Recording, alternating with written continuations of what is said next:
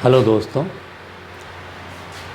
हमारे YouTube channel ambition with B answer में आपका स्वागत है। आज हम लोग दर्रे का अध्ययन करेंगे। और दर्रे क्या होते हैं पहले हम लोग इसको समझ लेते हैं। पहाड़ों के ऊपर दर्रे जो है प्राकृतिक रास्ते होते हैं जो पहाड़ों के बीच में होते हैं और इस पार से उस पार हम बिना पहाड़ पर चढ़े हुए जा सकते हैं। जैसे ये पहाड़ी है, बीच में से ये रास्ता कटा हुआ है, तो हम उस पार से इस पार इस रास्ते से होकर के निकल आते हैं। हम उस पार से इस पार जो है निकल आते हैं, यानी हमको पहाड़ के ऊपर चढ़ना नहीं पड़ता है। तो ये प्राकृतिक रास्ते हैं, मतलब प्रकृति ने बनाया है, नदियों ने इसको बनाया है। प्राचीन काल में हिमालय पर बहुत ज़्यादा नदियाँ थीं, कुछ तो पूर्ववर्ती नदियाँ थीं, यानी हिमालय नहीं था उसके पहले भी नदियाँ थीं जो ट्रांस हिमालय क्षेत्रों से निकलती रही होंगी। जब हिमालय ऊपर उठ रहा था तो नदियाँ उसको काटते जा रही थी।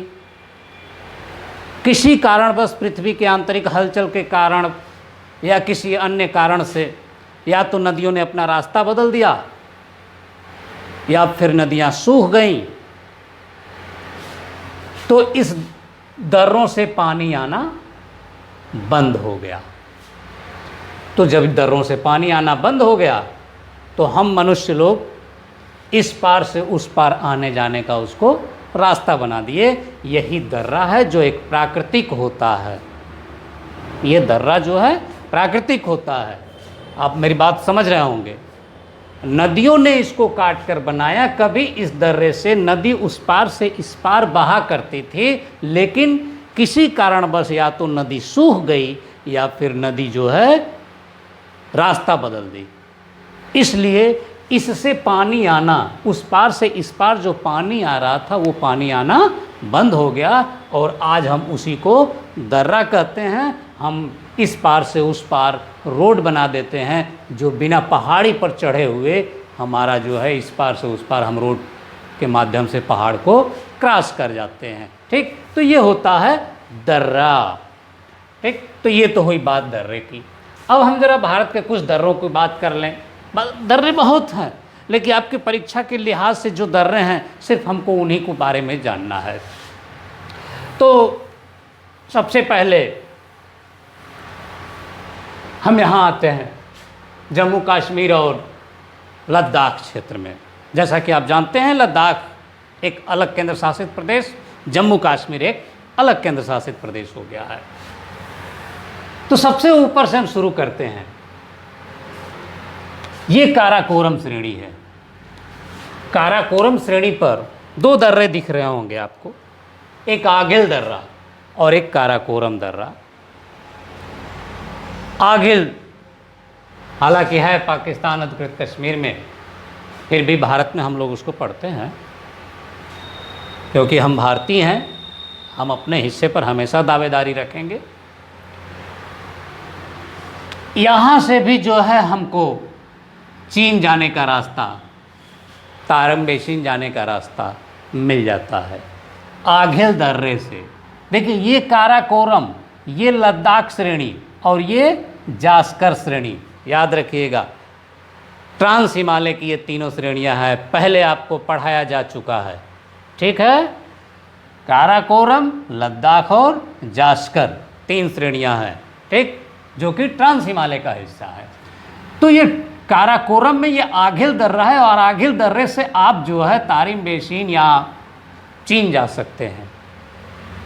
इसके बाद ये काराकोरम दर्रा, काराकोरम दर्रा जो है भारत का सबसे ऊंचा दर्रा है जो 5,664 मीटर ऊंचा है। काराकोरम दर्रा कितना ऊंचा है भैया? 5,664 मीटर ऊंचा है, भारत का सबसे ऊंचा दर्रा।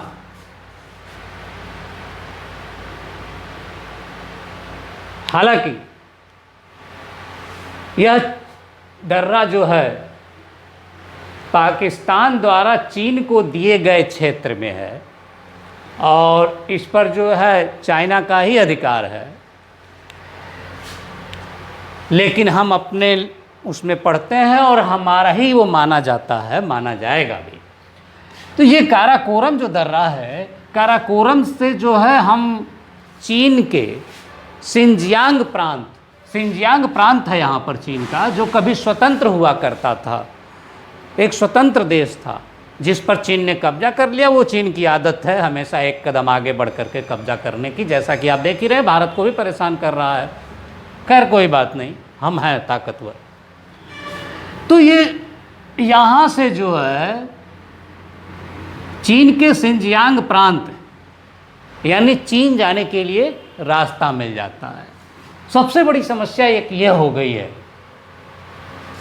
कि चीन जो है इस काराकोरम दर्रे से होते हुए इस तरह से पाकिस्तान जाने के लिए रास्ता बना रखा है, जो हमारे लिए सरदर्द है। ठीक, कभी भी पाकिस्तान से युद्ध होगा तो चाइना इस माध्यम से यानी इस रास्ते से जो है चीन को जो है सामान वगैरह भेज सकता है, टैंक भेज सकता है। ठीक, ये वही काराकोरम श्रेणी है जिस पर जो है मैंने बताया था ना, ससाइमी, सियाचिन, हिस्पर, बियापो, बाल्टोरो जैसे ग्लेशियर हैं। ठीक है, तो इस काराकोरम दर्रे के पास एक ग्लेशियर है सियाचिन, जहां हमारे सैनिक इतनी ऊंचाई पर बैठे हुए हैं और विश्व का सबसे ऊंचा युद्ध स्थल है, विश्व का सबसे ऊंचा युद्ध स्थल है सियाचिन ग्लेशियर। तो घबराने की बात नहीं है, यहाँ से हमारे सैनिक हमेशा इस दर्रे पर नज़र रखते हैं। कभी भी अगर चीन के टैंक अगर इधर से गुजरना शुरू किए तो हमारे सैनिक इस रोड को क्या करेंगे, उड़ा देंगे। खैर वो तो बात की बातें हैं, हम क्या कर सकते हैं। तो मतलब ये है कि ये है काराकोरम दर्रा, जो कि काराकोरम श्रेणी में है। आघिल दर्रा काराकोरम श्रेणी में है। इस काराकोरम दर्रे से चीन द्वारा पाकिस्तान जाने के लिए हाईवे बना दिया गया है। ठीक है, अब आते हैं, ये है खारदुंगला दर्रा, देख रहे होंगे खारदुंगला दर्रा। खारदुंगला दर्रे की ऊंचाई 5500 मीटर है। खारदुंगला दर्रे की ऊंचाई 5500 मीटर है। मैं आपको बता दूं कि खारदुंगला दर्रे के दक्षिण यहाँ पर लेह शहर है। खारदुंगला दर्रे के दक्षिण में यहाँ पर लेह शहर है। लेह शहर से सियाचिन जाना होता है तो हम खारदुंगला दर्रा होकर के जाते हैं। लेह शहर से सियाचिन जाना है तो हम खारदुंगला दर्रा होकर जाते हैं एकदम। दूसरी बात, जो खारदुंगला दर्रा है सबसे ऊंचाई पर स्थित मोटर वाहन चलाने लायक दर्रा है। सबसे बड़ी विशेषता यह है कि खारदुंगला दर्रा सबसे ऊंचाई पर स्थित मोटर वाहन चलाने लायक दर्रा है। उसके बगल में ये थांगला दर्रा देख रहे हैं। थांगला दर्रे का भी प्रयोग हम लोग लेह से सियाचिन जाने के लिए कर सकते हैं, लेकिन सबसे सीधा रास्ता खारदुंगला दर्रा है और यह है थांगला दर्रा। थांगला दर्रा भी उसी के जस्ट बगल में है, उसको भी याद रखना चाहिए। ये सब लद्दाख चल रहा है, जो मैं आपको पढ़ा रहा हूँ सब लद्दाख चल रहा है। तो ये तो रही बात खारदुंगला और थांगला की। अब आपसे ये पूछता है कि खारदुंगला दर्रा किस श्रेणी पर है, तो लद्दाख श्रेणी पर है। थांगला दर्रा किस श्रेणी पर है, तो लद्दाख श्रेणी पर। भाई काराकोरम लद्दाख और जास्कर देख रहे हैं ना, तो ये लद्दाख श्रेणी पर, ये दोनों दर्रे लद्दाख श्रेणी पर। आघिल और काराकोरम काराकोरम श्रेणी पर, खारदुंगला और थांगला लद्दाख श्रेणी पर।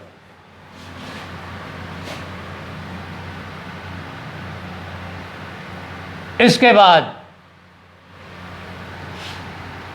इमिसला दर्रा है। ये इमिसला दर्रे से जो है लद्दाख से तिब्बत जाने के लिए रास्ता मिल जाता है। ये भी पूछता है प्रश्न, आप ध्यान रखिएगा हमेशा। इमिसला दर्रा से जो है, ये इमिसला दर्रा है, इमिसला दर्रे से जो है लद्दाख से हम तिब्बत जाने का रास्ता मिल जाता है। उसके बाद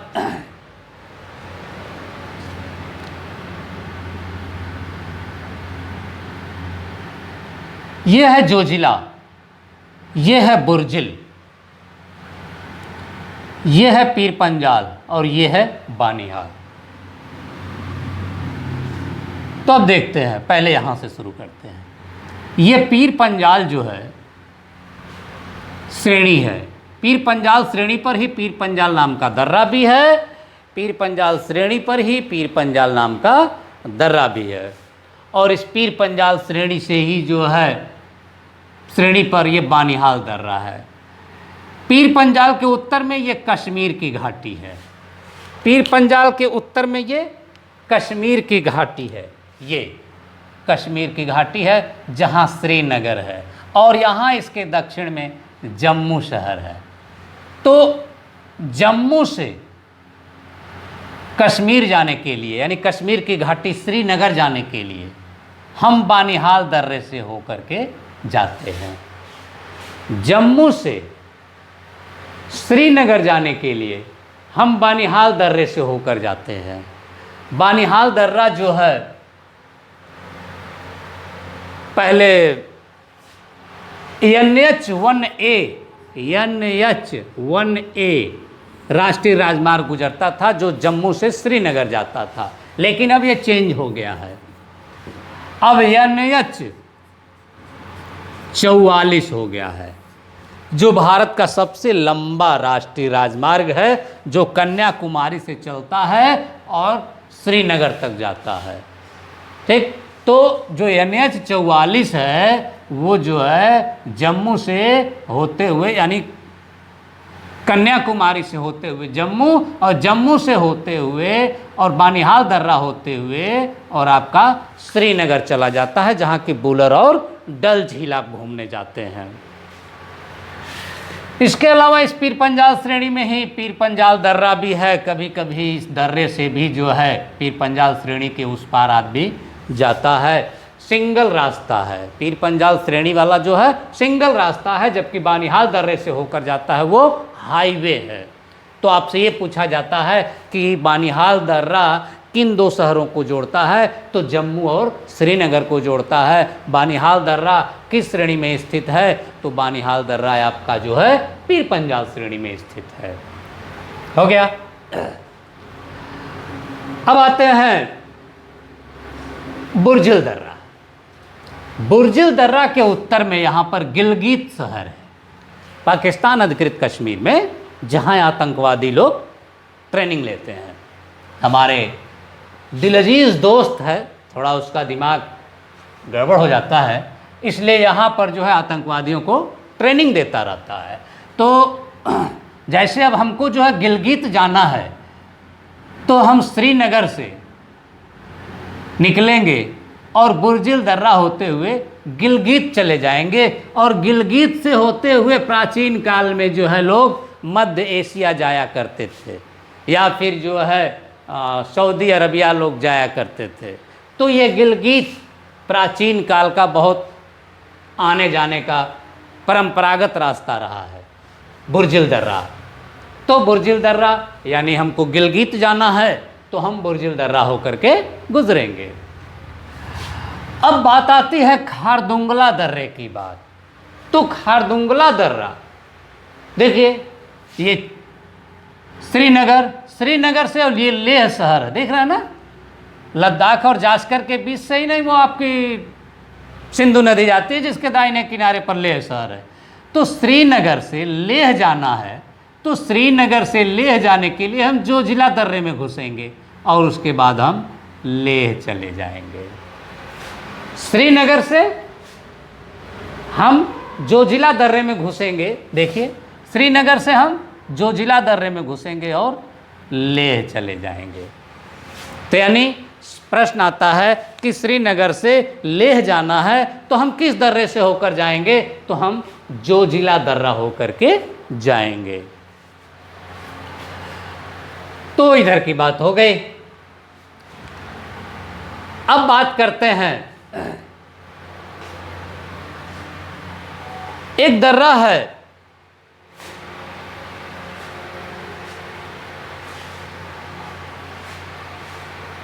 चांगला दर्रा, और वो चांगला दर्रा यहां है, याद रखिएगा।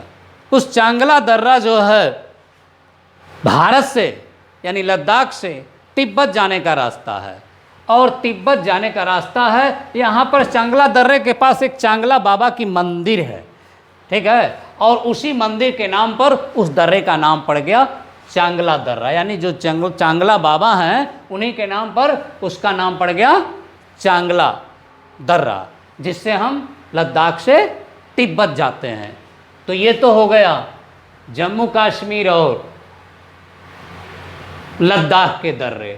तो देखिए पीर पंजाल और बानिहाल, पीर पंजाल और बानिहाल जम्मू कश्मीर में, बुर्जिल, जोजिला, आगिल, काराकोरम, खारदुंगला, थांगला, चांगला और इमिसला, ये दर्रे हो गए आपके लद्दाख में। अब बात आती है बड़ा लाचा ला दर्रे की। ये एचपी में है भाई, हिमाचल प्रदेश में है बड़ा लाचा ला दर्रा। तो बड़ा लाचा ला जो दर्रा है, यहाँ पर हिमाचल प्रदेश में एक मंडी शहर है, मंडी शहर से लेह जाना है। देखिए मंडी शहर से लेह जाना है, तो हम मंडी शहर से लेह जाने के लिए हम बड़ा लाचा ला दर्रा होकर के जाते हैं। मंडी शहर से लेह जाने के लिए हम बड़ा लाचा ला दर्रा होकर के जाते हैं। क्लियर? बड़ा लाचा ला दर्रा किस स्टेट में है, तो बड़ा लाचा ला दर्रा आपके हिमाचल प्रदेश में है। उसके बाद एक है ये सिपकीला दर्रा, शिमला से तिब्बत जाना है, शिमला से तिब्बत जाना है, तो हम शिमला से तिब्बत जाना है तो हम जो है इस सिपकीला दर्रे होकर जाते हैं। और तिब्बत क्यों जाते हैं? कैलाश पर्वत पर यात्रा करने, मानसरोवर झील की यात्रा करने। तो हमारे श्रद्धालु जो है जब भी जाना होता है तो इधर से भी चले जाते हैं कैलाश पर्वत घूमने और मानसरोवर झील की यात्रा करने, इस सिपकीला दर्रे से। सिपकीला दर्रे को गार्ज भी कहते हैं, समझ लीजिए थोड़ा सा। जैसे ये पहाड़ी है, पहाड़ी के बीच में ये मान लीजिए दर्रा है, ठीक। पहले पानी बहा करता था, जब सूख गया तो वो दर्रा बन गया। अगर नहीं सूखा तो उसी को हम लोग गार्ज कहते हैं। अगर उस पार से इस पार पानी आता है इससे, तो उसको हम लोग गार्ज कहते हैं। लेकिन जब यही सूख जाता है तो इसको हम लोग दर्रा कहते हैं। लेकिन सिपकीला की विशेषता यह है कि सतलज नदी यहाँ से किस झील से निकलती है, पढ़ा चुका हूँ, सतलज नदी राकसताल झील से निकलती है और यही सिपकीला दर्रा होते हुए भारत में प्रवेश करती है। तो सिपकीला दर्रा के आधा भाग से पानी बहता है और आधा भाग सूखा हुआ है। सिपकीला दर्रे के आधा भाग से पानी बह करके आता है और आधा भाग सूखा हुआ है। तो आधे भाग पर पिच रोड बना दी गई है, जबकि आधा भाग से होते हुए सतलज नदी भारत में प्रवेश करती है। यानी सिपकीला दर्रे से ही सतलज नदी भारत में प्रवेश करती है, इसलिए सिपकीला दर्रे को गार्ज भी कहते हैं, ठीक। तो ये तो रही सिपकीला दर्रे की बात। तो सिपकीला दर्रा आप समझ गए होंगे कि शिमला से जब हमको तिब्बत की यात्रा करने, मानसरोवर झील की यात्रा करने, कैलाश पर्वत पर जो है शंकर और पार्वती जी से मिलने जाना होता है, तो हम सिपकीला दर्रा होकर के चले जाते हैं। बात आती है अब रोहतांग दर्रा। तो ये पीर पंजाल श्रेणी में हिमाचल प्रदेश में एक रोहतांग दर्रा है। बस आपको इतना ही याद रखने की ज़रूरत है कि रोहतांग दर्रा कहाँ है, तो वो हिमाचल प्रदेश में है। तो देखिए, सिपकीला दर्रा और बड़ा लाचाला दर्रा और रोहतांग दर्रा, ये तीनों दर्रे किस प्रदेश में हो गए? हिमाचल प्रदेश में। तो ये तो बात आपको समझ में आ गई। Side please. उसके बाद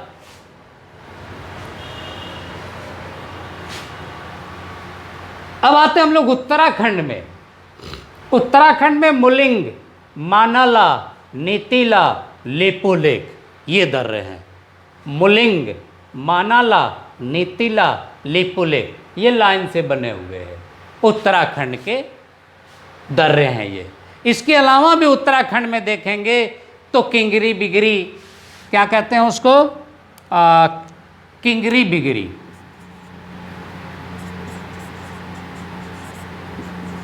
किंगरी बिगरी, माड़ा, तमाम दर्रे हैं, ठीक है ना। इम्पॉर्टेंट यही है। अब ये ISPCS के स्तर तक पूछे जाते हैं। किंगरी बिंगरी हो गया, माड़ा हो गया, थांगला हो गया,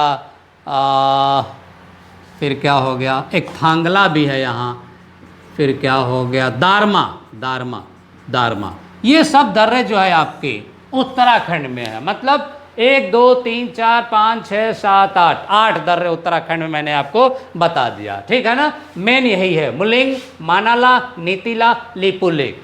अगर कभी कभी पूछ देता है कि भारत, चीन और नेपाल की सीमा पर, यानी ये कार्नर पर, देख रहे हैं ना, ये कार्नर वाला, यहाँ पर जो है भारत, चीन और नेपाल की सीमा बनती है। यहाँ पर कौन सा दर्रा है, तो लिपुलेख।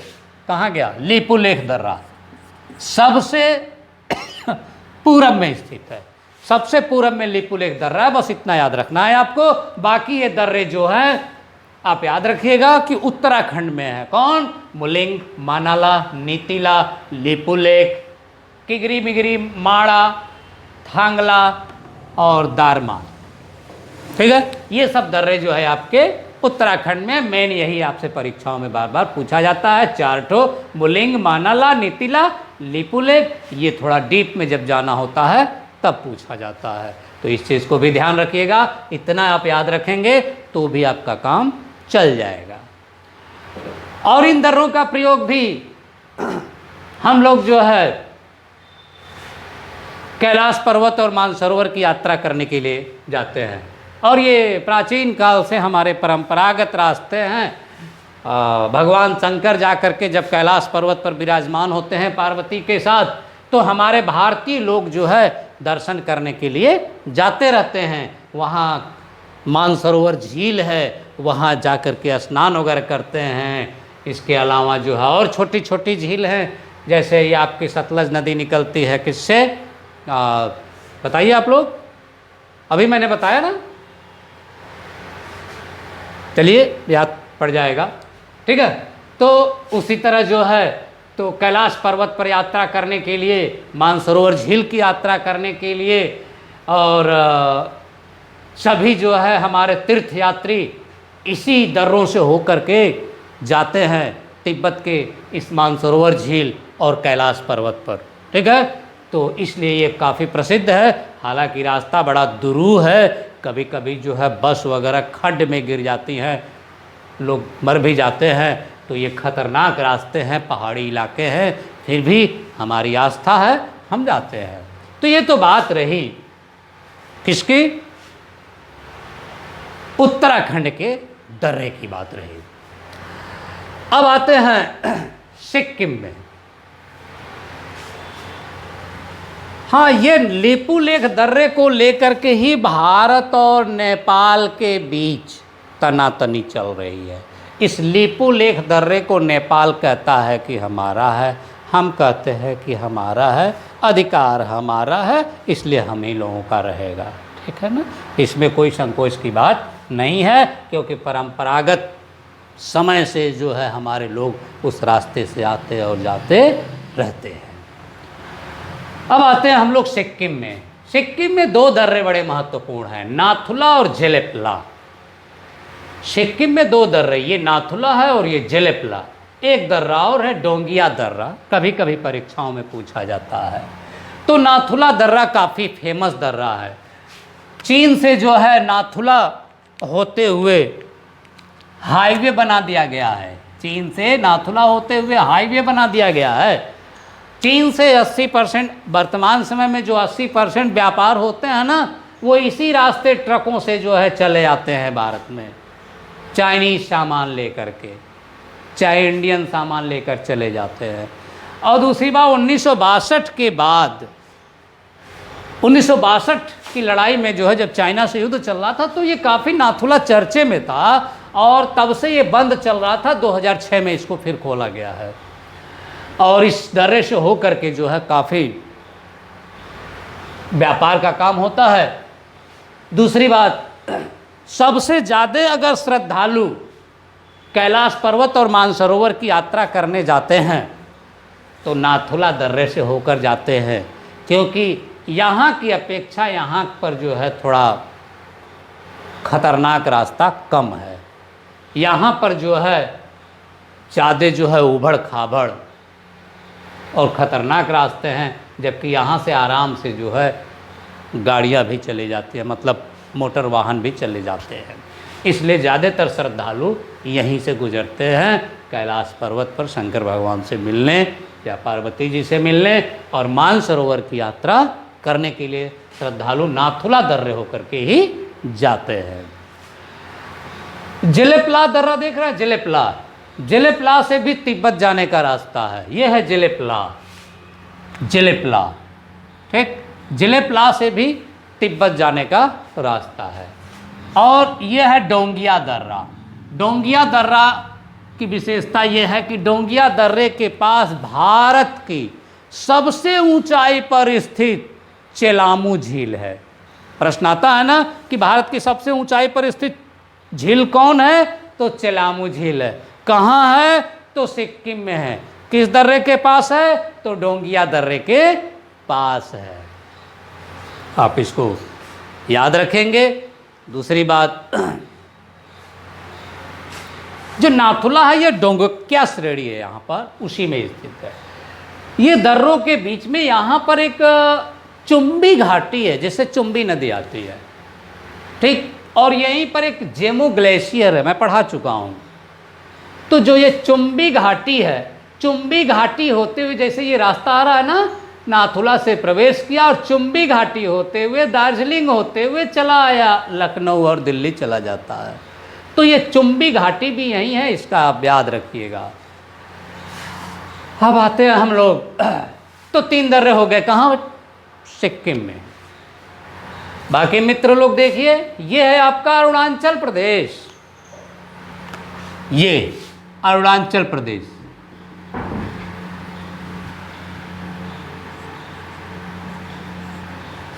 तो अरुणाचल प्रदेश में देखेंगे कुछ दर्रे हैं। ये बोमडिला दर्रा, बोमडिला दर्रा।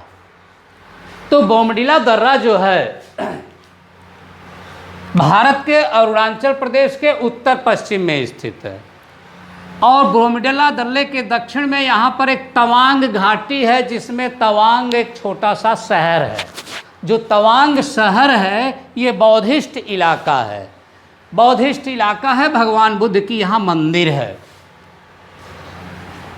और यहाँ पर जो है, यहाँ से तिब्बत जाने का रास्ता है। आप जानते हैं कि तिब्बत का जो इलाका है बौद्धिस्ट इलाका है, भगवान बुद्ध को मानने वाले वहाँ बहुत लोग रहते हैं। तो जब भी जो है बौद्धिस्टों को आना होता है तो इस बोमडिला दर्रे में प्रवेश करते हैं और तवांग घाटी के तवांग शहर में आकर के रुक जाते हैं, और यहाँ से फिर ट्रेन द्वारा चले आते हैं कुशीनगर, सारनाथ घूमने के लिए।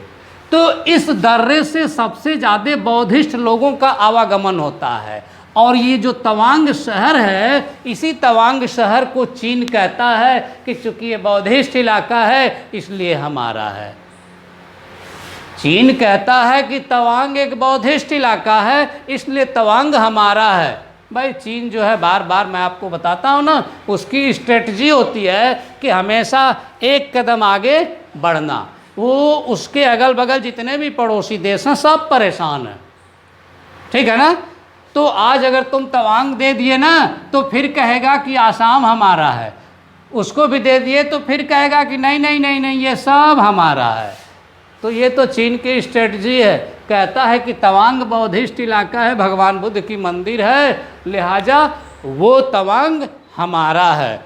तो हमारे मिनिस्टर लोग थोड़ा शांत रहते हैं। इन लोगों को कहना भी चाहिए कि भैया पूरे चाइना में और पूरे तिब्बत और चाइना क्षेत्र में भगवान बुद्ध को मानने वालों की संख्या बहुत ज़्यादा है और भगवान बुद्ध हमारे देश के रहने वाले थे, इसलिए पूरा इलाका हमारा है।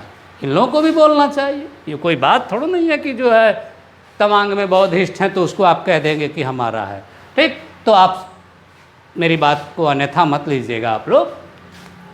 तो ये तवांग शहर से बोमडीला दर्रा होते हुए तिब्बत जाने का रास्ता है। ये है यांग्याप दर्रा अरुणाचल प्रदेश में। यांग्याप दर्रे के बगल से ही दिहांग गार्ज का निर्माण करते हुए कौन सी नदी प्रवेश करती है बताइए? ब्रह्मपुत्र नदी। यांग्याप दर्रे के बगल से ही दिहांग गार्ज का निर्माण करते हुए ब्रह्मपुत्र नदी, मुख्य हिमालय में दिहांग गार्ज का निर्माण होता है। गलती से मैंने एक जगह बता दिया था, वो मिशमी पहाड़ी से, गलती किसी से भी हो जाती है, ठीक। मुख्य हिमालय में जो है दिहांग गार्ज का निर्माण होता है और उसी के बगल में यांग्याप दर्रा है जहाँ से हमको तिब्बत जाने के लिए रास्ता मिल जाता है, ठीक। अब आते हैं अरुणाचल प्रदेश में ये दीफू दर्रा। तो ये दीफू जो दर्रा है, दीफू दर्रे के पास से ही, दीफू दर्रे से आप म्यांमार में जा सकते हैं और दीफू दर्रे के पास चीन की सीमा भी लगी हुई है। तो चीन और म्यांमार दोनों जगह जाया जा सकता है, लेकिन दीफू दर्रे का जो रास्ता खुलता है वो म्यांमार में खुलता है, लेकिन वहाँ से नज़दीक ही चीन का भी सीमा है, ठीक है। लेकिन आप प्रश्न आए तो आप म्यांमार ही लगाइएगा, चीन नहीं, ठीक है ना। तो दीफू दर्रे से हम म्यांमार जाने का रास्ता है। पांगसार पटकाई बुम श्रेणी में स्थित है और ये जो है म्यांमार जाने के लिए रास्ता देता है। उसके बाद ये लीखा पानी दर्रा है, लीखा पानी दर्रा। तो अरुणाचल प्रदेश के दक्षिण पूर्व में है, तो इससे भी हम म्यांमार जाने के लिए रास्ता मिल जाता है। ये सब बड़े इंपॉर्टेंट हैं, हर जगह आपको नहीं मिलेंगे भाई। लीखा पानी, पांगसाड़, ये सब इंपॉर्टेंट प्रश्न हैं, ठीक है ना। ये सब आप ध्यान दीजिएगा। इसके बाद आते हैं, अब यह अरुणाचल प्रदेश खत्म। अरुणाचल प्रदेश में देखिए कितना हो गया, 1 2 3 4 5। अरुणाचल प्रदेश में 5 दर्रे मैंने आपको बता दिए। अब आते हैं, ये तूजू दर्रा मणिपुर में है। मणिपुर में मैंने आपको पढ़ाया था, मणिपुर की पहाड़ी या लैमाटोल की पहाड़ी, ठीक है ना। तो ये वही है, ये दर्रा तूजू दर्रा। तूजू दर्रा से जो है मणिपुर से हम जो है म्यांमार चले जाते हैं, ठीक है ना। ये वही दर्रा है, कभी बड़ा फेमस था। रोहिंग्या मुसलमान ये क्या कहते हैं, म्यांमार से जो भगाए जा रहे थे, इसी दर्रे से भारत में प्रवेश कर गए थे, ठीक है ना। तो तूजू दर्रा, जब भी आपको म्यांमार की यात्रा करना हो, यंगून जाना हो, तो आप जो है तूजू दर्रा से आराम से चले जाइएगा। पहले आप जाइएगा मणिपुर, मणिपुर में जो है झील घूमिएगा। कौन सी झील है? लोकटक झील। तो लोकटक झील घूमिएगा वहाँ, और वहाँ से घूमने के बाद आप थोड़ा म्यांमार की यात्रा कर लीजिएगा, यंगून चले जाइएगा, ठीक है। तो ये है तूजू दर्रा, किस प्रदेश में पड़ता है भैया? म्यांमार में पड़ता, सॉरी, किस देश को जोड़ता है? म्यांमार को जोड़ता है। किस प्रदेश में है? तो ये मणिपुर में है। तो आपका इधर के दर्रे हो गए ख़त्म। अब लगे हाथ कुछ इधर दर्रे हैं, इसको भी ख़त्म कर लिया जाए, इसलिए कि अब इसको क्या छोड़ा जाए, इसको भी ख़त्म ही कर लिया जाए। सारे दर्रे एक जगह होते हैं तो याद करना आसान होता है। ये थाल घाट, पश्चिम घाट की पहाड़ी है, ये पश्चिम घाट की पहाड़ी है। आने वाले वीडियो में अब ये सब आएगा, घबराइए नहीं।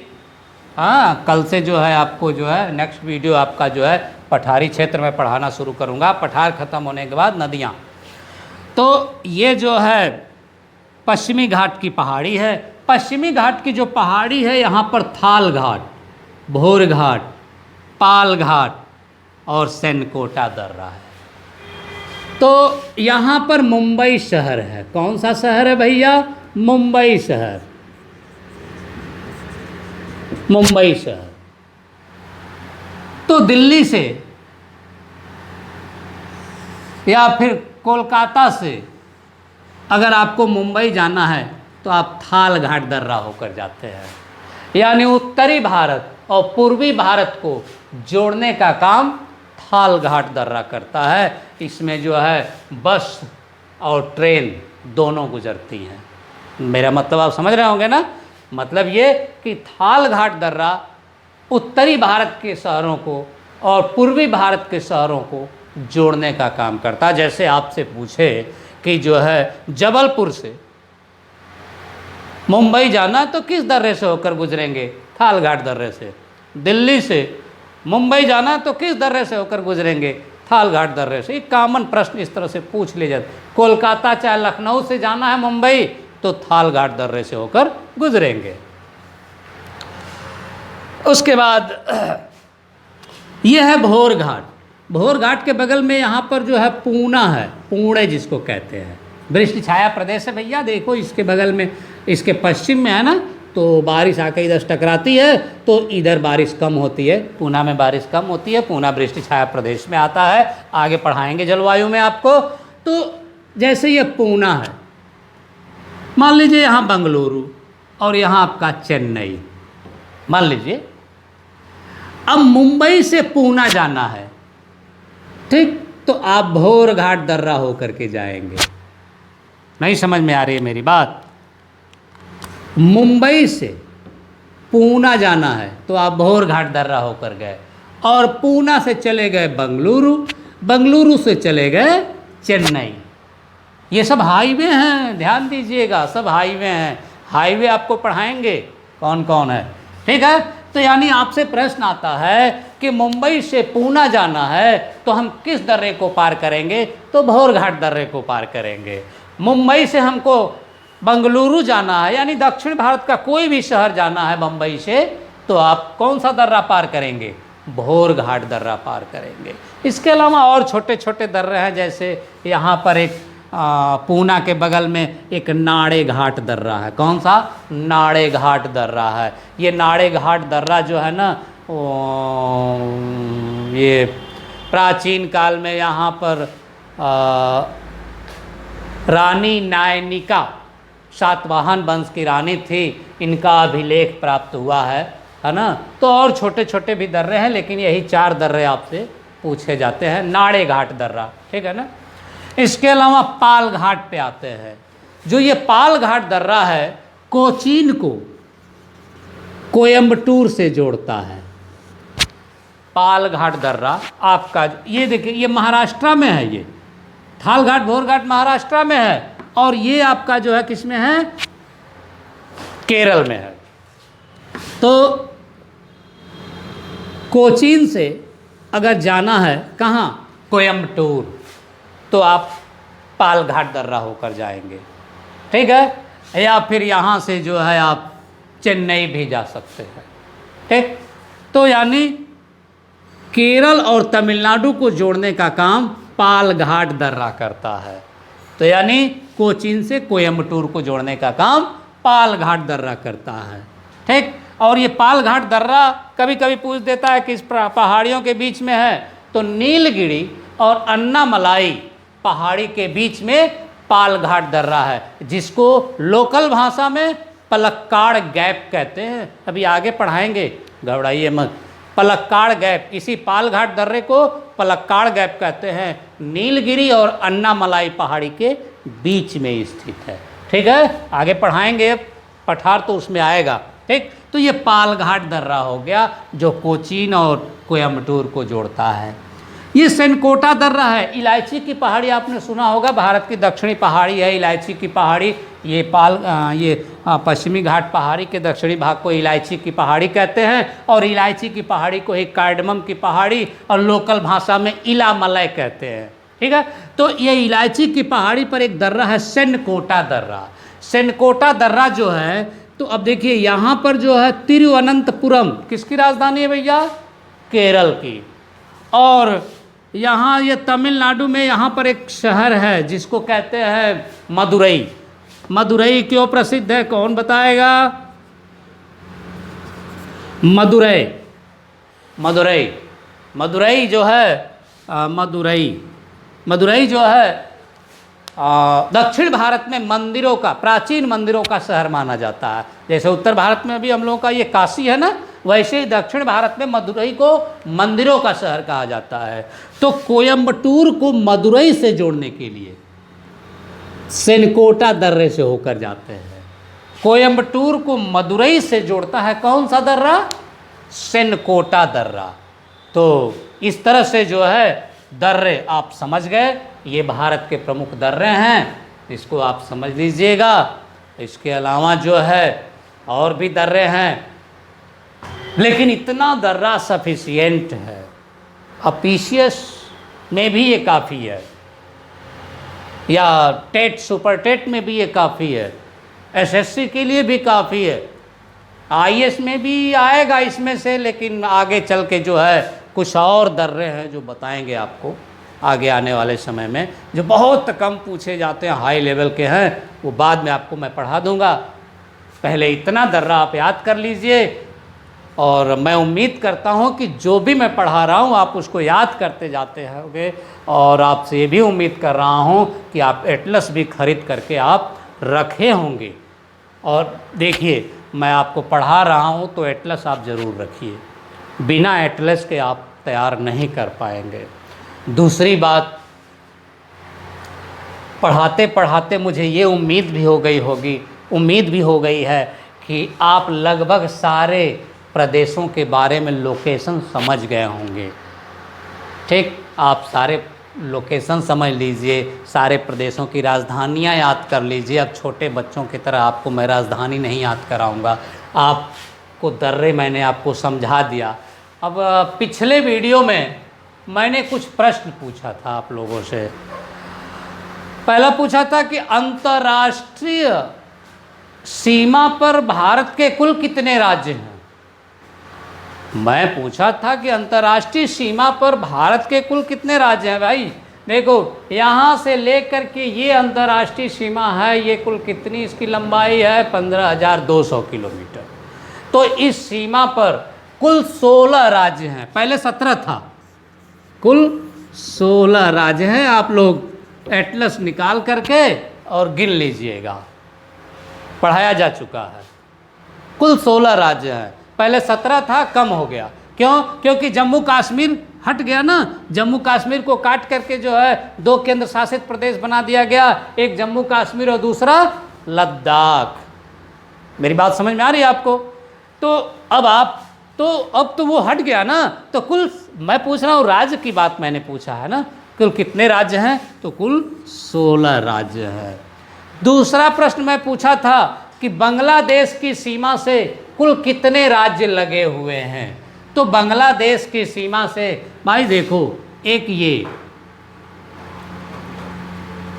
बांग्लादेश नहीं, पश्चिम बंगाल 1, मेघालय 2, असम 3, त्रिपुरा 4 और मिजोरम 5। यानी बांग्लादेश की सीमा से कुल 5 राज्य लगे हुए हैं भारत के।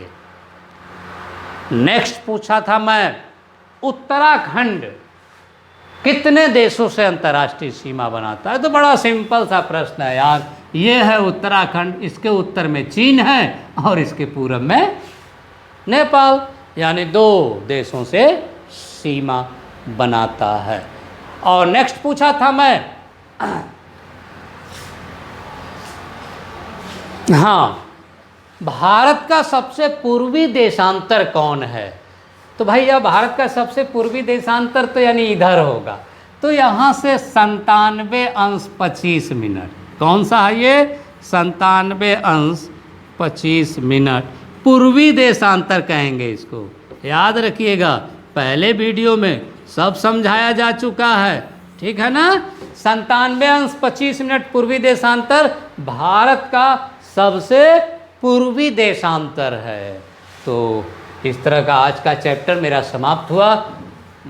मुझे उम्मीद है कि आपको दर्रा अच्छी तरह समझ में आ गया होगा। नहीं समझ में आया होगा तो आप इसको रिवाइंड करके फिर आप देख लीजिएगा, और कैसा लग रहा है कमेंट बॉक्स में आप इसका ज़रूर चर्चा कीजिएगा। और आप सब्सक्राइब करिए, शेयर करिए और लाइक करिए।